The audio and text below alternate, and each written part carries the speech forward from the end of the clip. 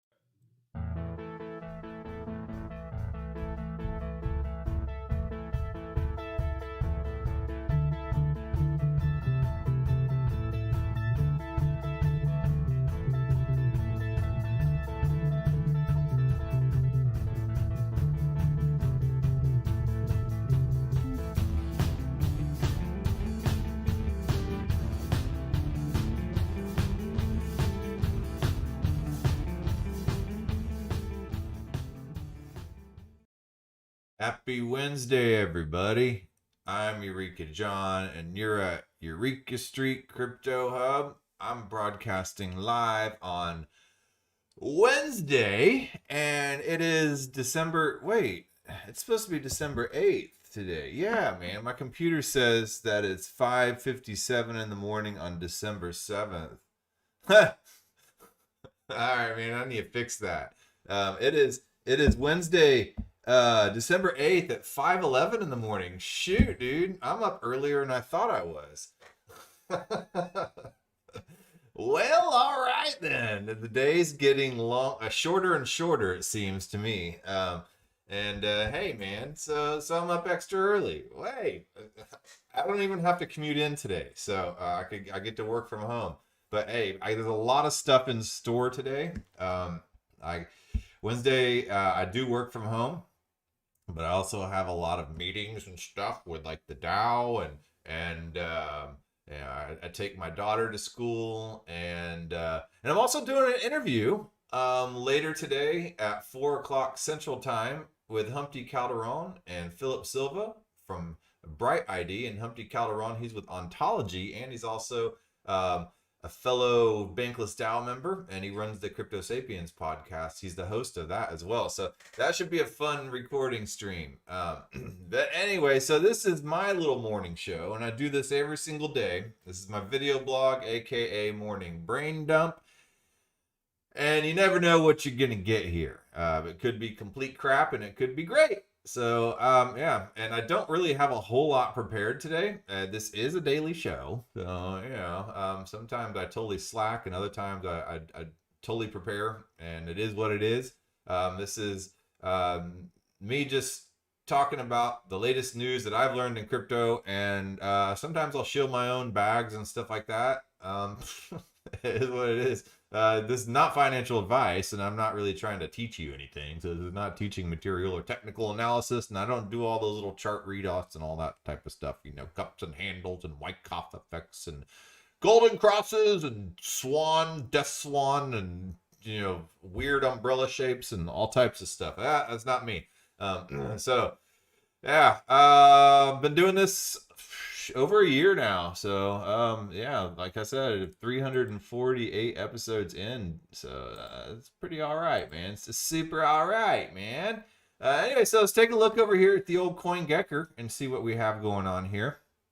Bitcoin is at $49,496.57, back down in the fours. And hey, well, Ethereum's in the fours too, but that's $4,275.66. So that's not a bad for.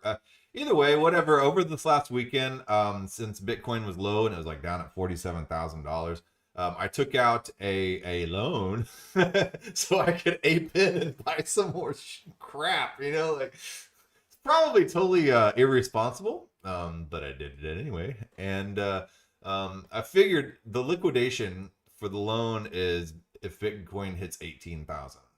So I don't think Bitcoin's going to hit 18,000. But then again, this is the crypto market, and you never really know. So yeah, we'll find out, won't we? But so I took that and I went over and I got some DAI for that. I did that on the Celsius app. So I mix centralized and DeFi, and I'm not a purist to any one thing. Whatever works for me in the at the time, that's what I use. So I'm not really one of these total tribalists as far as cryptocurrencies are concerned. Whatever works, I'll use. Like for instance, I was shopping on the Tezos NFT space the other day, and there's some really good art over there. I think I heard Kevin Rose on the Bankless DAO podcast, not Bankless, the Bankless HQ podcast, talking with Ryan and David over there, talking about the Tezos NFT market and the hen market over there. And there's some really good artists over there, because a lot of really good artists can't afford to go play on the Ethereum blockchain right now because of all the dang gas fees and all that stuff. So yeah, I went and bought a few NFTs over there on the Tezos, the hen marketplace. Let me see if I can pull it up. So here, Tezos hen NFT. There's a few marketplaces over there. I have a Kukai wallet, Kukai, and then it links you to some of those marketplaces. So let me go here, Kukai.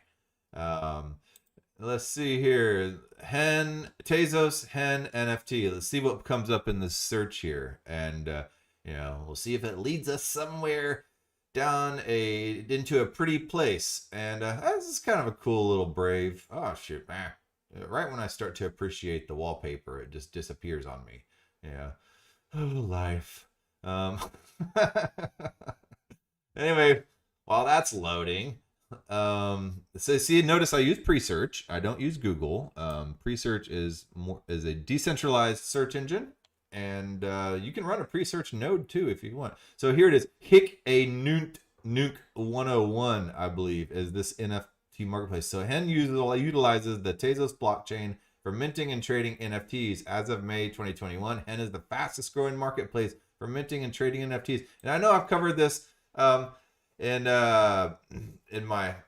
some past episodes, but I want to show you again because I'm on the topic. And yeah, I wasn't really planning on this. So here, Hen H. I didn't tell. Look at this website. So whoa, Hick a nuke. What? How do you say that? Hick a nuke onboarding links and resources. Hen community tools. Hackathon.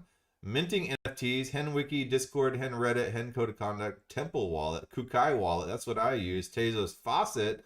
Tezos blockchain explorer. Tezos stats. Digital objects.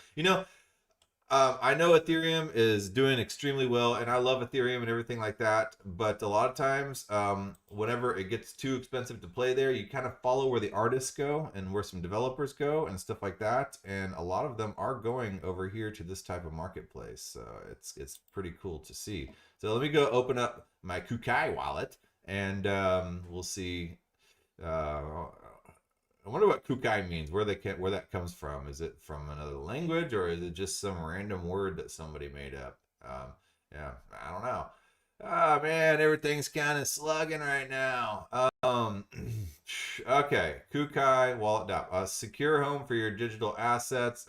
Sure, I'll accept these cookies.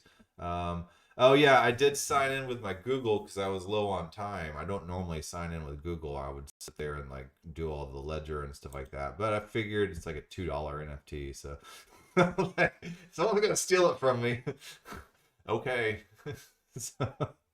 All right. So, well, shoot, I'm having some difficulties with my internet connection. That's kind of, I guess it's maybe because I'm streaming. Anyway, so. Whatever, I'll deal with that later. Let's go back over here to the old CoinGecko.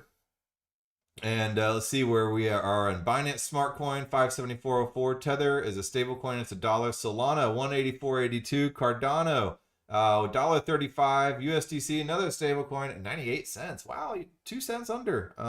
Yeah. And XRP, 81 cents. Polkadot, 28.36. Terra is 65.36. The Doge, down to number 11.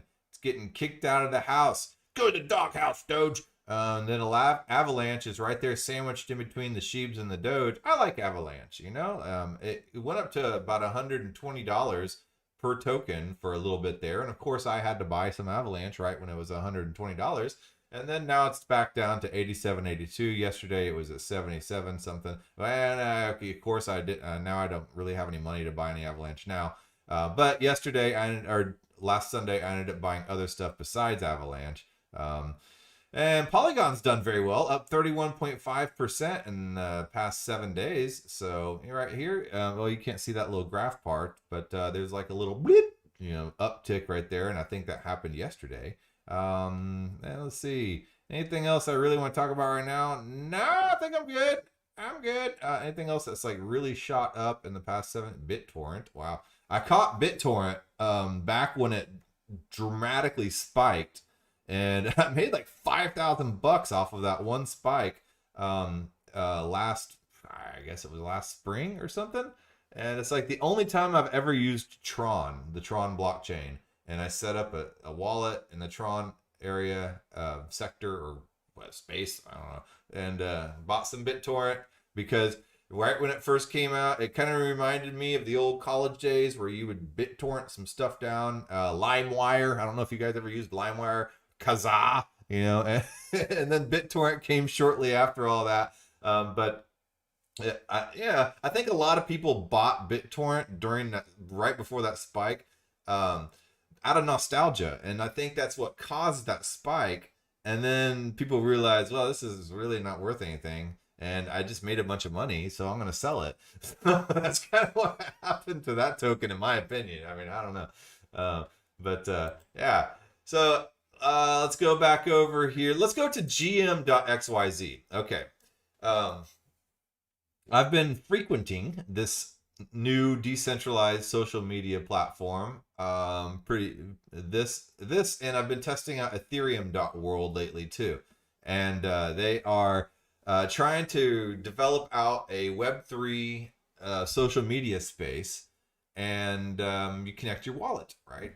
And there you should be able theoretically to take your network with you or take your assets with you that you've accumulated in one place and be able to go to another social media network. I don't really see how you can do that here, but I didn't really have to give up any type of personal information in order to be able to create a profile on here. All I did was just connect my MetaMask wallet, and as you can see here, my name is eurekajohn.eth. Oh, I guess you can't see that. Hold on, let me get this all situated. Boy howdy. There. Ta-da! There. So you see the top end, just kind of, looks like Facebook, I guess. But for better or worse. No, but it's actually a pretty cool app, and I've started following. I follow 12 people on here. Or I have 12 followers. I follow 15 people on here. And just it's mainly Ethereum focused, but over here, kind of like Reddit. Let me just pull that out so you can see that. You can see all these different communities. So you have to join a community, and when you post, you have to post to a community, right? So right here's Web3 music, and I do like Web3. I like Web3 and I like music. So let's go over to Web3 music, take a look, and let's go see what's going on in the Web3 music space, shall we? Okay, so show some stage. Web3 music, I think, is going to be a huge place blowing up. There's so much stuff going on. Artists creating NFTs for their music. The decentralized music space, such as Audius.co, where it just gives the artists direct power over their music and interaction with their fans, creating NFTs, and all that type of stuff, creating communities around their music, and dark techno playlist on Audius. So I will get that opening in the background while I scroll down through this. Hawaiian Hammer, good morning. It's early, but I really love how simple the GM site is. I really love this community because probably many. Okay. Jazz plus Web3. As a music technologist, crypto enthusiast, and label owner, I've been itching to combine all these passions. And then it'll open the thread. Okay, so there was one down here. Kevin Rose podcast. Linkin Park's Mike Shinoda is dropping ziggurats. What the heck? Huh. Okay. Very interesting pod on an upcoming NFT drop of generative music. Mike Shinoda is a very thoughtful, artistic, creative guy. Um, so I guess let's just check this out. Linkin Park. Yeah. Um, I never really got into Linkin Park, but technologically speaking, from a producer standpoint, the person who produced that music apparently is revered by a lot of audio engineers.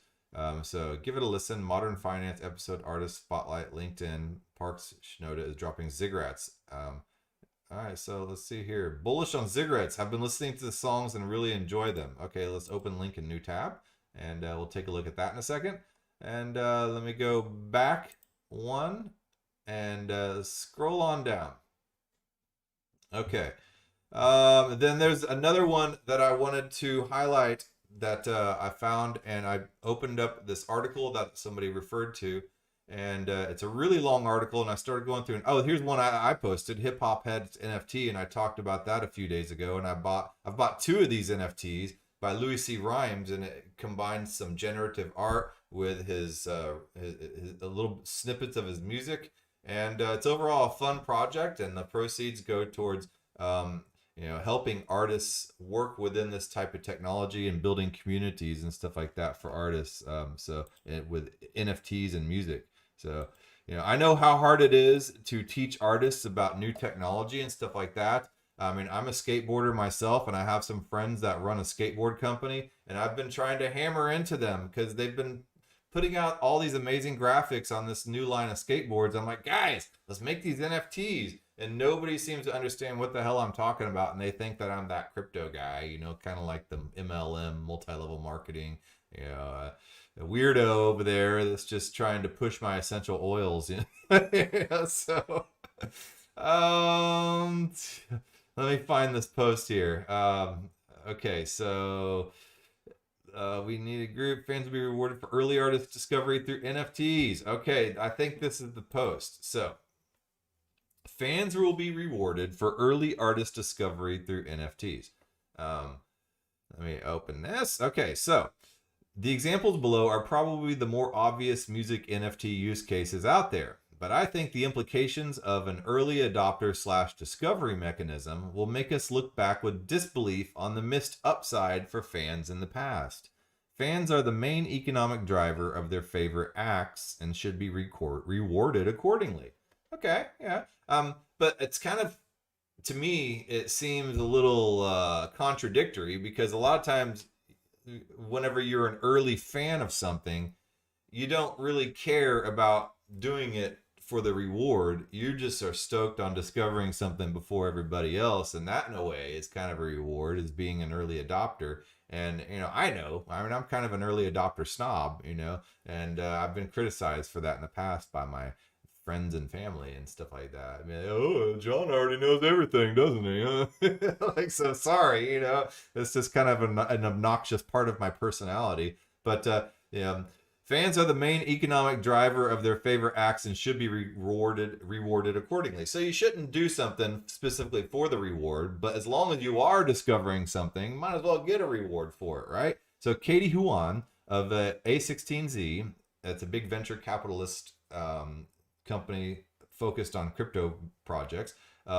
So Katie Huan of A16Z on how NFTs are going to dramatically change the business model for the internet for consumers and content creators. People are focused today on digital art, and this is a quote for her. But I think next year at this time, we'll be talking about music and what barriers can come down in the music world. Billie Eilish was kind of discovered on the internet by a group of fans. Yet, did those early adopters, her really true fans who made her famous, did they share in her stardom? Not a bit. In fact, not only did they not share in her stardom, their experience was worse as she blew up. Ticket prices went up, the lines got longer at stadiums, and concert venues are sold out for her. I mean, that is the age-old story. When you first discover something new and cool, then suddenly the mainstream jumps on board, and you're just like, man, I remember seeing that band when they were playing at this crappy little dive bar over on Guadalupe, and up a hole in the wall. I remember when they played there. Yeah, I saw it. And that's kind of a claim. I mean, I saw Marilyn Manson play at some crappy little bar up in East Austin back in 1994, right? Does that make me cool? I mean, I think so, but you may not think so. So, but I don't think that I'm like entitled to some kind of reward for that. Um, but it'd be cool, if somehow there was and I guess somebody could have accounted for every single person who attended that show at I think I can't remember the name of that place. I think it's called the Warehouse or something. And everybody that went in that show, they maybe not got their identity, but off of their phone got their Ethereum wallet address, say for instance. And then later on, what was it? 1994. So let's see, 2004. Shoot, dude, that's 18 years later. No, it's more than that. 2004, 2004. Holy crap, that's 28 years later. So 28 years later, they could drop an NFT for all the people that were at the show, like a POAP, and that POAP could be worth something. And I'd be like, hell yeah, thanks Marilyn Manson for spitting on the guy next to me in the crowd and giving me this POAP that's worth something. So yeah, so now imagine if the people who discovered Billie Eilish, I don't even really know much about Billie Eilish, honestly, because I'm too old. But now imagine if the people who discovered her and made her what she was in her early days, what if through an NFT or a smart contract, they could have held something that related to Billie Eilish's success? It could be that she records the song to Spotify, but then creates a companion smart contract NFT that entitles fans to special access to shows forever, or to tour with her, or perhaps entitles them to future portions of her royalty streams.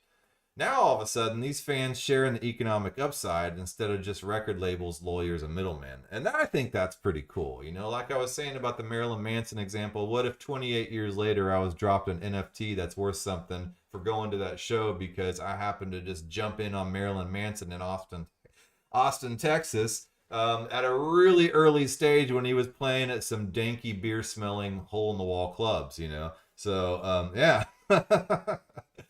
So, and then, okay, that was point one. So fans are the main economic driver of their favorite acts and should be rewarded accordingly. Okay, yeah. So point number two about that. During 3Lau's panel at NFT NYC, and I don't even know who 3Lau is, honestly. All the kids are listening to 3Lau lately. So during 3Lau's panel at NFT NYC, while discussing why he set out to build Royal, he stated that he wishes he could have invested in the Chainsmokers, 28 million monthly users on Spotify now, and Millennium, 11 million monthly listeners on Spotify, when they opened for him at shows, which is why he wishes he had something to support their early careers on. When you think about the financial upside, 3Lau and his fans who presumably saw both acts early on could have had NFTs. It's pretty crazy to think about. So yeah, when you think about being an early adopter, getting an NFT as being an early adopter, and you don't, as a fan, expect some kind of reward or payout because you're a fan for a reason. You're a fan because you like the stuff. You're not a fan because you want to make wise decisions and investments. You're a fan because you think it's freaking cool, man. And so, and then if you happen to get rewarded for it, right on.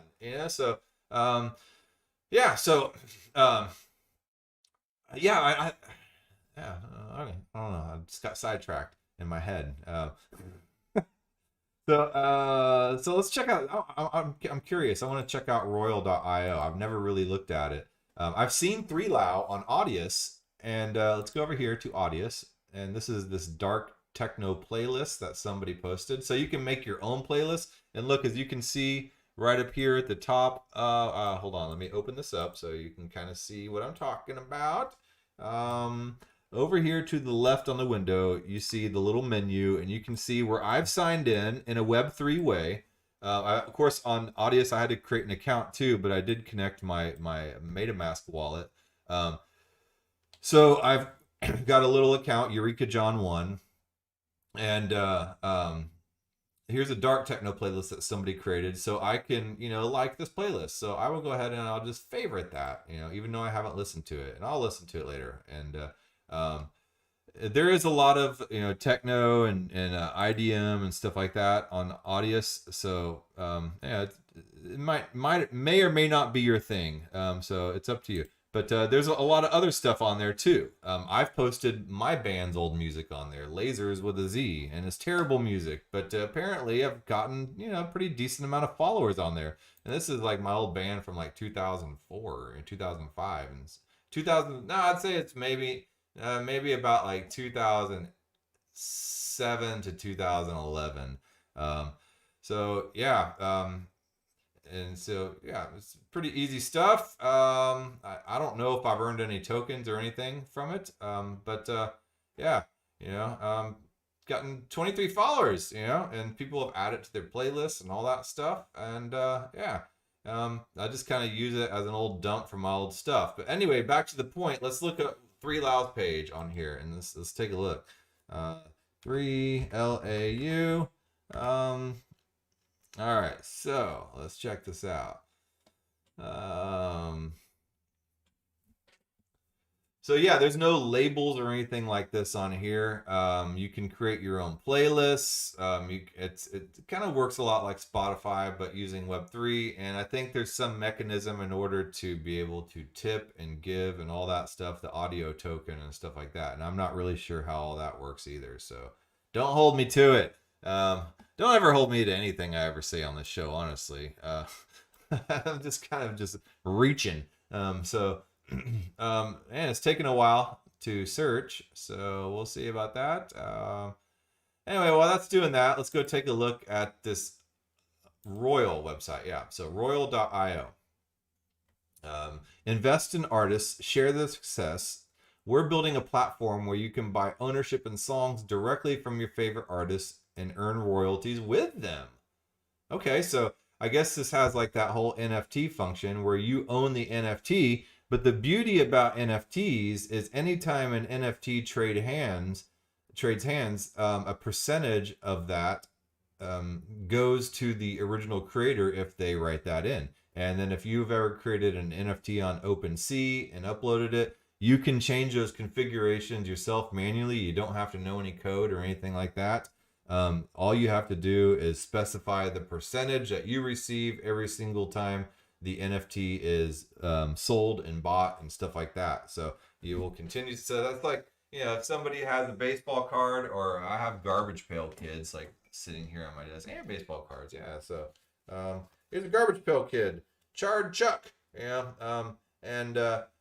if Garbage Pail Kids made money one time when somebody bought a pack of Garbage Pail Kids, but any time that this Garbage Pail Kid has been sold, it's made some, if this were an NFT, Garbage Pail Kids would make like a percentage of that, maybe even 5% if that's what they programmed in. Check this out. Here's something, Sport Flicks. Here's Tony Fernandez. And I don't know if you can see that, but it's kind of like the original animated GIF. This was back from 1987. All right, 1987 Sport Flick. It's kind of, you turn it and tilt it, and it kind of moves. It's animated GIF. Gen X animated GIF. All right, so invest in artists, share their success. We're building a platform where you can buy ownerships and songs directly from your artists and earn royalties with them. Okay, how it works. Artists sell ownership. Musicians use Royal to sell ownership in their songs and fan experiences. Collectors buy ownership. Collectors can purchase ownership in songs directly from their favorite artists. And then they all rise together. Yep, rising tide raises all ships. Collectors receive royalties for the songs they buy. When artists grow, everyone wins. So cool, man. Here's 3Lau. Okay. Winners from our earliest access contest get royalties in 3Lau's new track, Worst Case. Stay tuned for our first live drop coming soon. So yes, artists can be amazing business people as well. I mean, look at Dee Snider from Twisted Sister for an 80s example. I mean, that dude had the crazy hair and he looked like an animal and everything like that. But the guy was an amazing businessman. And he went to court against was it Tipper Gore and all that stuff, and the whole religious right and all that to fight against censorship. So, are you an artist? We are interested. Are you interested in partnering with us on this project? We'd love to hear from you. Please get in touch with us to get started. So right now it looks like you have to submit artists, so it is centralized in that way. Not everything can be decentralized right now. People ask, DAOs are coming in and being like the whole new thing, and decentralization and community run everything. However, in order to get something started, there has to be a certain amount of centralization and stuff like that to get things going. And so that's cool. All right, so let's see here. Let's go to this article. Modern Finance Artist Spotlight. Linkin Park's Mike Shinoda is dropping ziggurats. Okay, so about the episode, Mike Shinoda of Linkin Park and Fort Minor fame joins Kevin to discuss why he was initially reluctant to embrace the NFT scene. In spite of setting Kevin on the path to his own obsession, drumming up the acceptance of NFTs in the mainstream industry skeuomorphism, I don't know, current collaborations, the state of unreleased Linkin Park music, and where people can go to await Mike's upcoming ziggurats drop. So Mike Shinoda is an American singer, songwriter, rapper, artist, record producer, and co-founder of Machine Shop Records. He co-founded Linkin Park in 1996 and is the band's lead vocalist as well as rhythm guitarist, keyboardist, primary songwriter, and producer. Mike later created a hip-hop driven side project, Fort Minor, in 2004. Okay, so let's check out these ziggurats and see what's going on. So I don't know. How do you feel about, and Kevin Rose talked about this on the Bankless HQ podcast, about celebrities. And I don't know if Mike Shinoda would really qualify as a celebrity, but doing these NFT drops. And he was saying he would not invest in like celebrity NFT drops. And I specifically think about like Katy Perry on the Theta blockchain dropping her NFT, and a lot of these celebrities, like big celebrities, dropping these NFTs. And I just think that's kind of like lemming material, honestly. And it's kind of like buying, a car. It'd depreciate really quickly, but that's just like my opinion, man. So let's see here. Ziggurats, generative mixtape plus art by Mike Shinoda.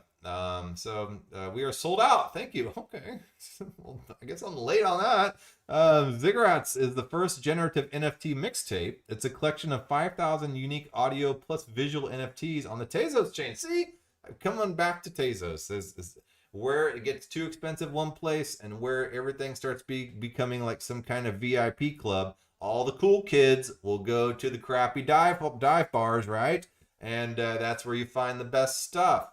You don't find the best music at the stadium shows. That's all I'm saying. You got to go to the crappy dive bars. So Ziggurats is the first generative NFT mixtape. It's a collection of 5,000 unique audio plus visual NFTs on the Tezos chain, generated from new art and music by Mike Shinoda. Visually and musically, no two items are the same, but some are more rare. The initial price of each NFT will be 15 Tezos. That's like nothing. So in ancient Mesopotamia, ziggurat was a tall, layered structure. It was believed that the gods lived in the temple at the top. Great care, effort, and creativity went into the creation of its complex structure. Likewise, this project is built upon layers of effort and devotion, some elements many years in the making.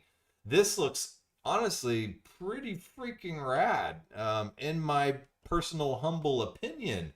No roadmap. It has become common for... I love this. Yeah, this is so anti like the traditional what should be. Where's your roadmap? What is your budget? I don't know. We're gonna do an AMA, and we're gonna, So it has become common for artists and developers to introduce their NFT with a roadmap. In it, they promise events, prizes, merchandise, and future utility. So roadmaps promise the world, that's for sure. But the future is elusive. Things move quickly in directions unforeseen. Absolutely correct. Ziggurats is not about putting future destinations on the map. It's about exploring the unknown and planting flags along the way. Flexibility will allow us to move with the ebb and flow of time, opportunity, and innovation. And yes, giveaways and surprises are already in the works. Stay tuned for details. Your attention will be rewarded.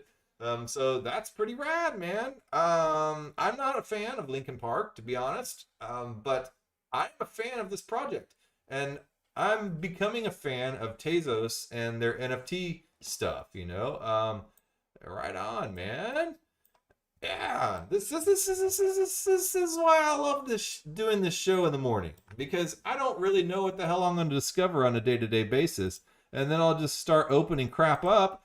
And I'm just like, dude, this is pretty awesome. So more about Tezos. While many popular projects on the Ethereum chain Mike chose Tezos for this project because it's a green NFT, okay, using about 2 million times less energy than Ethereum or Bitcoin. This allows for much lower transaction gas fees and environmental impact. Okay, buying a Ziggurat NFT for beginners. Okay, so then it just tells you how to do that. You can go to Temple or Kukai. I mean, I guess I could open my Kukai wallet. Let me see. I'm gonna sign in. All right, so I think I used my Eureka Street email. So now you know my email addresses.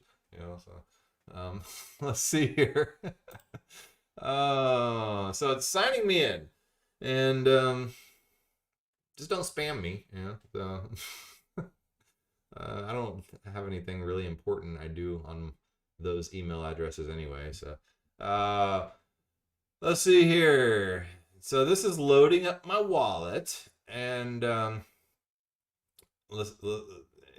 got the little Tezos sign, and I think it's pretty cool. Okay, so I have a balance of I have a balance of 0 Tezos in there, and oh, is this not the right wallet? Let me check out my. So I can't remember what wallet I signed in to create my Kukai wallet. So that's obviously not the right wallet. So, well, all right, man. I'll come back. I'll find the right wallet. It's somewhere, and I'll just, yeah. It is what it is. And that being said, anyway, I'm out of time. I'm 5 minutes over. So I will talk to you guys tomorrow, and maybe I'll pull up the right wallet and I'll log into the correct Tezos account and all that stuff. Or I could just download and get some private keys and set up a whole new wallet and do it the right way. All right. Well, that being said, I will talk to you guys tomorrow, and who knows what the hell I'll be talking about then. All right. Later. Oh, we just waiting to